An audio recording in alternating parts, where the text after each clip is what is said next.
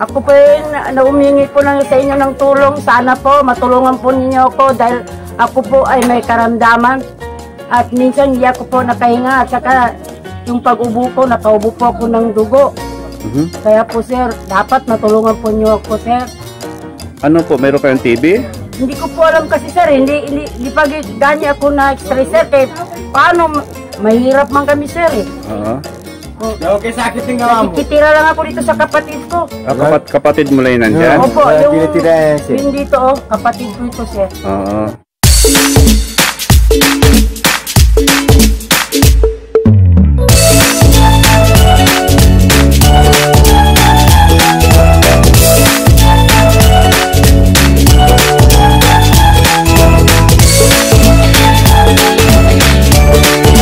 Sana po sir, matulungan po niyo ako sir.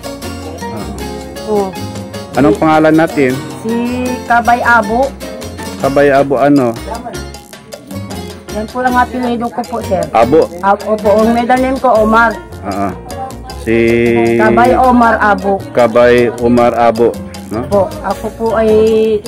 Ilang taon na tayo, auntie? 52 years old po. 52 years old. Opo. Mayroon na tayong asawa? Meron po. At 6 mga anak. Apo, mga. Ipon ka. Kaya po hindi ako magkapacheck up kasi po sir eh. Walang-wala na po sir. Kahit bahay, wala akong bahay. Nakikitira lang po ako dito sa kapatid ko. Wala kayong bahay? Wala po sir. So guys, tingnan mo ang sitwasyon. At saka sitwasyon dito guys. Nakikitira lang po ako dito sir.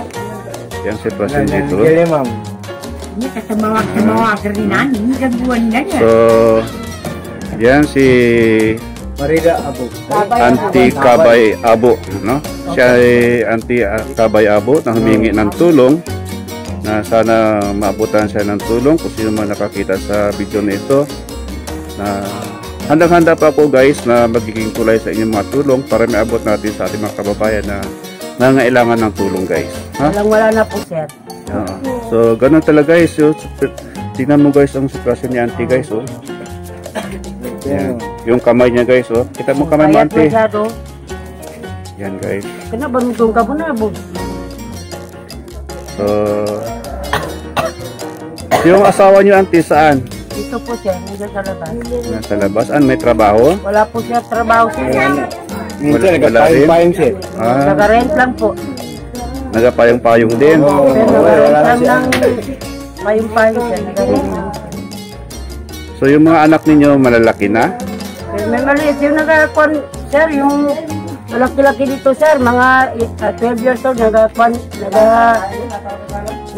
ng mga kuan, sir, dyan sa palengke siya. Sa palengke? Nagalinis po, sir. Nagkakuan, may sibuyas. Sa palengke ngayon? Opo, sir. So, yan guys, si Auntie Kabay na hihingi ng tulong dahil sa kanyang iniindang sakit. Sabi nga niya, may isang business na lumuha siya ng dugo guys. No? Hindi natin alam kung ano yung kanyang sakit. So, wala rin siya pang pa-check up. Hindi kayo pumunta ng center, Auntie? Ha? Sir, alam mo sir, mahirap lang yung kasabi niya, mag-COVID tayo, sir. Hindi, kasi wala man kayong lagnat. Siyempre, pa-check nyo lang yung sabihin nyo na nauubo kayo tapos nagkuhan ako ng dugo. Nanilir niya. Galo ka mo. Nanwag kasi na nila po ng gamot, sir. Wala rin. Okay ka, man. Para, paano lang, pang precaution lang natin na hindi tayo maglala paano mang naramdaman natin ang sakit. Anong masakit sa katawan ninyo?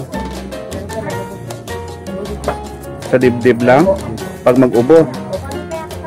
Maliban doon, wala na. Wala po, kuminsan gani, minsan hindi ako makahinga kasi sir. Hindi ka makahinga? Po. Ano yun? Kung maglakad ako dyan, sir, kala mo yung marami na akong natrabaho. Anong dyan, sir? Dali ka na mapagod? Dali ka mapagod? Pag maglakad kayo na matagal? Oo. Hindi kanya ako makalakad ng matagal. Ibig sabihin may asma kayo o TB? Yun na lang. Wala nang iba doon. Kayo na lang talaga. Sa isa pa yun kasi, Auntie, doon sa environment po natin, no?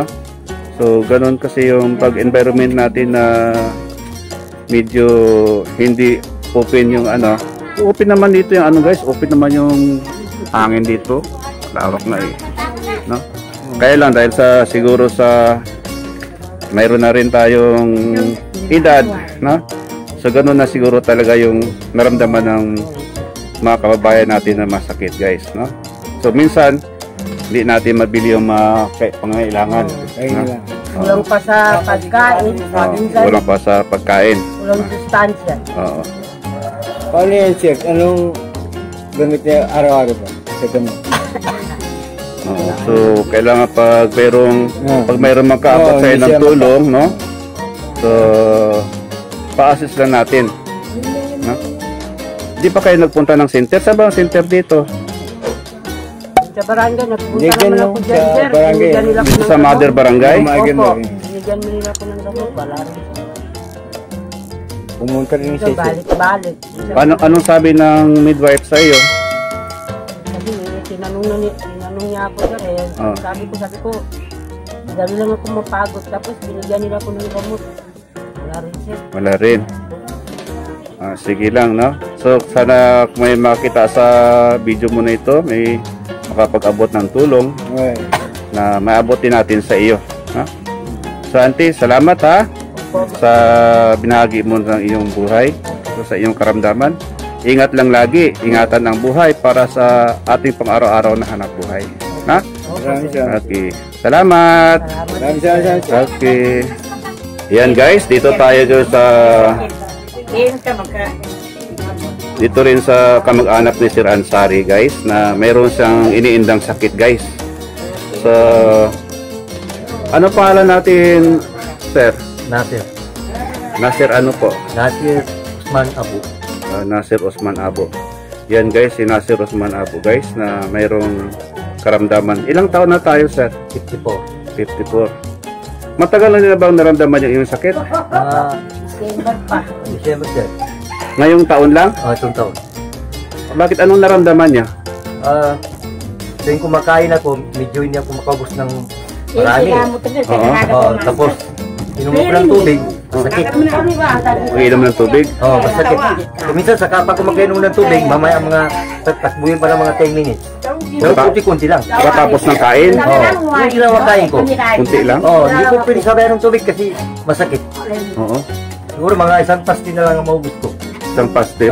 Yung tag 5 pesos. Pwede po matingnan yung inyong ano?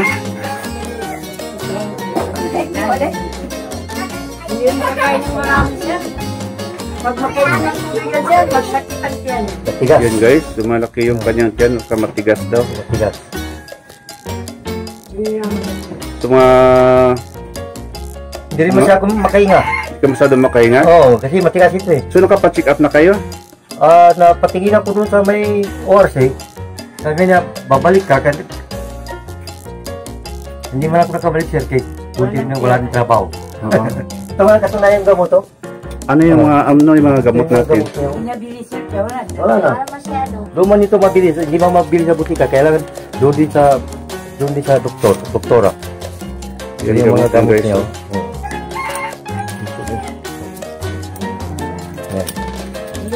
Ito. Balikat po ito siya eh. Ito nakasulat. Pinagsabay-sabay niyo yung ganyang gamot? Yun na lang yung sabi sa atin. Isa, tapos yung sabi ng dalawa. Yung sabi baka yung may...